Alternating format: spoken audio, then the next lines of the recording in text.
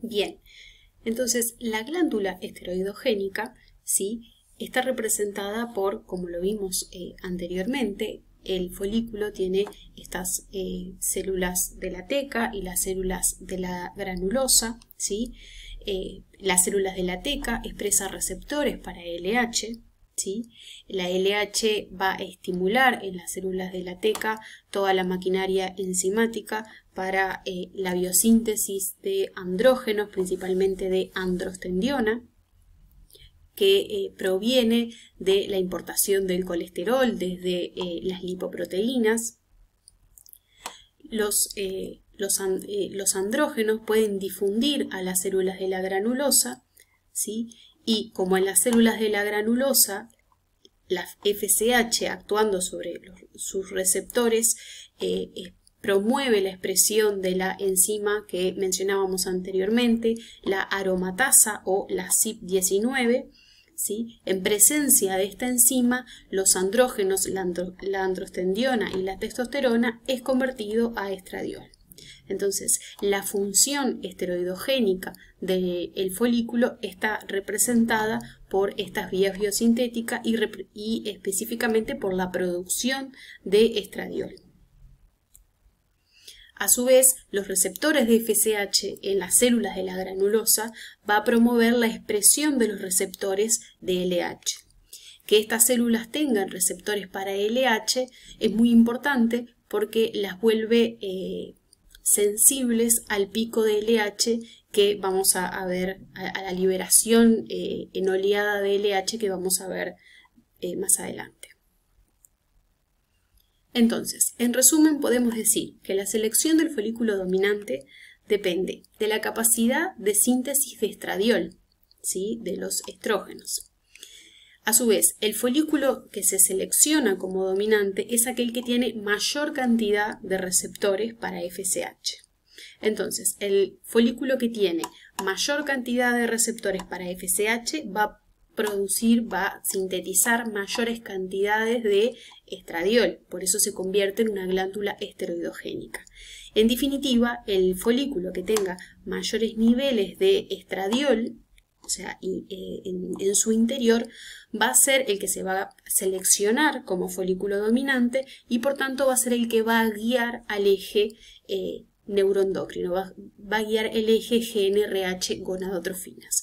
Recuerden lo que vimos anteriormente sobre el eje hipotálamo hipofisario gonadal y cómo los estrógenos, ¿sí?, estimulaban o inhibían, es decir, generaban una retroalimentación positiva o negativa sobre el hipotálamo y la hipófisis. Bien, entonces, una vez que se da la selección del folículo dominante, el siguiente evento que ocurre es la ovulación, es decir, la expulsión del ovocito, ¿sí?, desde ese folículo. La ovulación, la expulsión del ovocito, es dependiente de la hormona luteinizante, ¿sí? Como vamos a ver inmediatamente, se produce un pico, aumenta mucho la liberación de LH y este pico de LH es el responsable de provocar la ovulación. Por tanto, la ovulación es la liberación del ovocito a la cavidad peritoneal.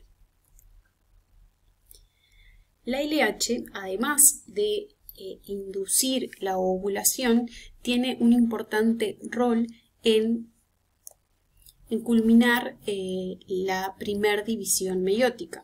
Hasta este momento, el ovocito estaba detenido en la primera división meiótica, específicamente en la profase, ¿sí? Y el pico de LH que ocurre en este momento es el que favorece que este ovocito finalice la primera división meiótica y se detenga en la segunda división meiótica, específicamente en la metafase. Acá en la imagen que tienen es el modelo que se propone de cómo la LH genera este efecto. Entonces, la detención del ovocito en meiosis es dependiente de los altos niveles de AMP cíclico. ¿Sí? El AMP cíclico, como segundo mensajero de la cascada del receptor GPR3, unido a proteína GS, ¿sí? El AMP cíclico es el que detiene al ovocito en la primer fase meiótica. Entonces lo que se propone es que la LH, esa oleada de LH, el pico de LH, lo que hace es inhibir al GMP cíclico, que el GMP cíclico inhibe a la fosfodiesterasa específica del ovocito. ¿Sí? Y esta enzima, la fosfodiesterasa, lo que hace es convertir el AMP cíclico en AMP. Entonces, si convierte el AMP cíclico en AMP, ¿sí? Finaliza la inhibición del ciclo celular que tendría este AMP cíclico. Por tanto, si la LH que inhibe a algo que está inhibiendo a la fosfodiesterasa, en definitiva lo que ocurre es que la fosfodiesterasa se libera, por tanto aumenta cuando hay LH, esto inhibe el GMP cíclico, por tanto se quita esta inhibición, la fosfodiesterasa se libera, ¿sí? Y convierte el GMP cíclico a AMP. Por tanto, le permite al ovocito proseguir en su división meiótica. Bien, entonces, luego de la ovulación, en el desarrollo folicular, la fase que sigue es la fase lútea. La fase lútea se caracteriza por la formación del cuerpo lúteo. El cuerpo lúteo es lo que queda, ¿sí? Del folículo una vez que el ovocito fue expulsado. El cuerpo lúteo tiene como característica que tiene una vida media relativamente fija, alrededor de 14 días más o menos 2, ¿sí? Siempre y cuando no haya fecundación. Es decir, que si no hay fecundación, a los 14 días el cuerpo lúteo degenera. ¿Cuál es la función del cuerpo lúteo? Bueno, el cuerpo lúteo tiene como objetivo favorecer las condiciones hormonales propicias para la posible implantación y el mantenimiento del cigoto inicial.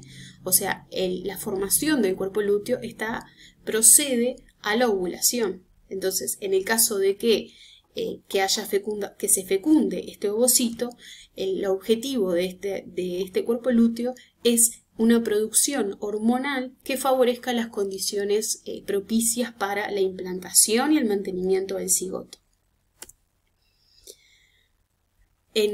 Durante la fase lútea, las células de la granulosa, ahora que se llaman células de la granulosa luteinizantes, tienen como principal función aumentar la capacidad de producir progesterona, es decir, que sintetizan y producen mucha progesterona.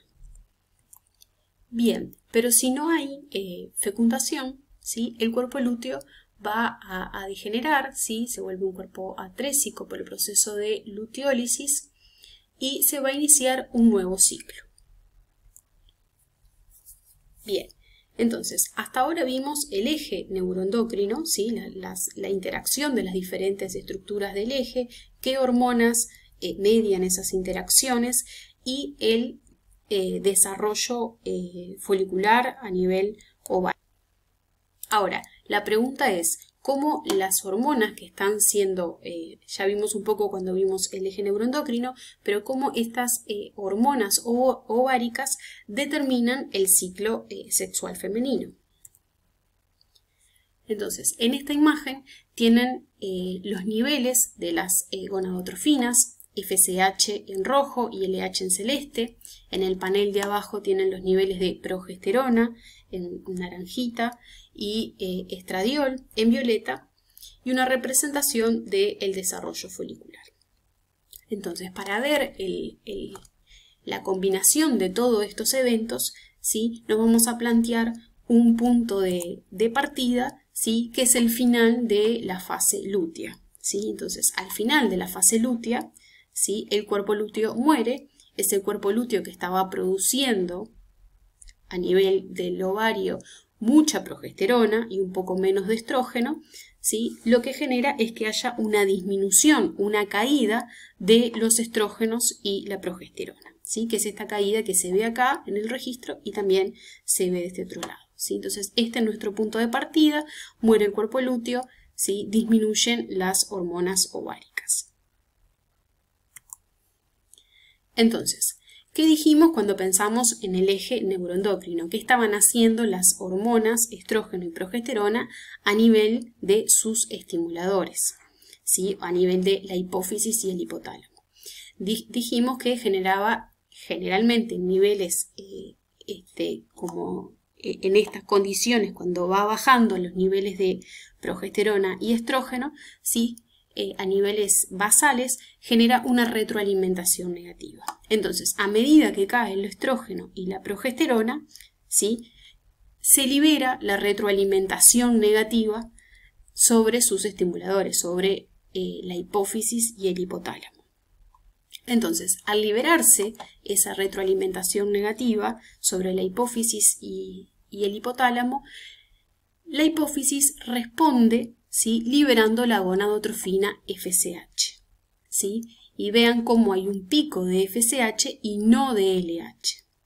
¿Sí? Recuerden el código de frecuencia, ¿sí? La interacción que hablábamos al principio de la clase de la frecuencia de pulsos de la GNRH, cómo determinaba más la liberación de FSH o LH. A una baja frecuencia de GNRH, ¿sí? Había un efecto de preferencia de mayores niveles de FSH. Entonces, en este punto cae estrógeno y progesterona, por tanto se libera la retroalimentación negativa, vieron que antes de esto estaban bien bajitas estas hormonas, y se da un aumento de la hormona gonadotrofina FSH. ¿Cuál es el rol de la FSH?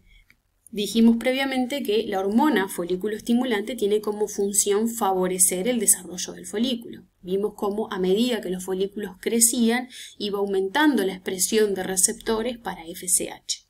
Entonces, este pico de FSH lo que hace es reclutar ese pool de folículos antrales que decíamos previamente que iban a iniciar un crecimiento rápido dependiente de FSH. Entonces, este pequeño pico de FSH recluta a estos folículos antrales en crecimiento y estos folículos antrales empiezan a producir, dependiendo de la FSH, estrógenos y inhibina. A medida que estos folículos antrales en crecimiento producen cada vez más estrógeno e inhibina, ¿sí? ¿Qué va a pasar sobre el eje? Dijimos que los estrógenos a niveles basales generan una retroalimentación negativa. Entonces vuelve a caer la hormona FSH. Se restablece, ¿sí? En este punto se quitó la retroalimentación negativa y acá vuelve a ocurrir una retroalimentación negativa, por eso la FSH cae. Entonces, si la FSH, la hormona folículo estimulante, disminuye, ¿sí? ¿Qué dijimos previamente cuando vimos el desarrollo folicular?